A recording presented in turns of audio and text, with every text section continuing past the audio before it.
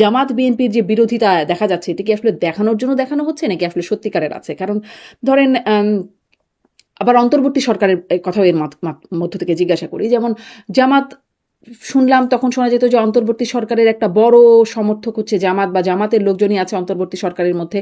কিন্তু সেই জামাত অভিযোগ করলো যে অন্তর্বর্তী সরকার এই ইলেকশন ইঞ্জিনিয়ারিং এর সাথে দায়ী। কিন্তু মানে কোনো রকম অভিযোগ সত্যিকার অর্থে যেটার ব্যবস্থা সেরকম কিছু জামাতও করলো না।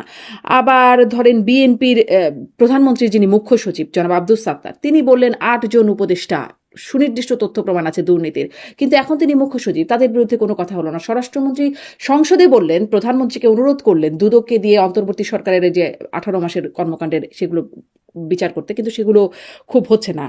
আবার মানে জামাত শুরুতে মানে এই যখন কি বলে বাণিজ্য চুক্তিটা হচ্ছিল বা আলোচনা হচ্ছিল, তখন আমরাও বিভিন্ন জনের সাথে কথা বলছি, সবাই বলছে যেটা না জানিয়ে করা হচ্ছে, আপত্তির কথা। পরে দেখলাম সবাই জানেন, জামাতও জানে, বিএনপিও জানে, আর অন্তর্বর্তী সরকার তো জানে যারা করছে।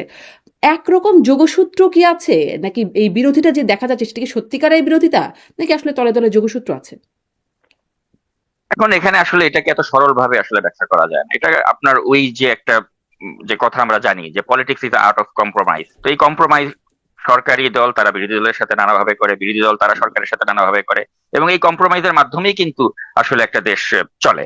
তো সেক্ষেত্রে আপনি দেখবেন যে এখন যেটা ব্যতিক্রম অ্যাটলিস্ট, যে আপনার ওই আওয়ামী লীগের আমলে যেটা হয়েছিল যে জাতীয় পার্টির মতো একটা মানে গৃহপালিত বিরোধী দল, ওটা কিন্তু এখন নেই। এখন আপনি দেখেন যে সংসদেও কিন্তু একটা মোটামুটি বেশ তীব্র আলোচনা হচ্ছে, সমালোচনা হচ্ছে, এবং একটা প্রাণবন্ত সংসদ কিন্তু আমরা এখন দেখতে পাচ্ছি। এখন এর বাইরে যদি আপনি বলেন যে না এটা লোক দেখানো বা তারা যা বলছে এটা আসলে তারা মিন করে না, এটা আপনি বলতেই পারেন। কিন্তু তারপরেও আমরা বাইরে থেকে যেটা দেখছি সেটা হ্যাঁ হয়তো কিছু কম্প্রোমাইজ থাকলেও থাকতে পারে, কিন্তু এগুলোর তো আসলে সুনির্দিষ্ট এভিডেন্স আমাদের কাছে নেই, হুম। তাই না?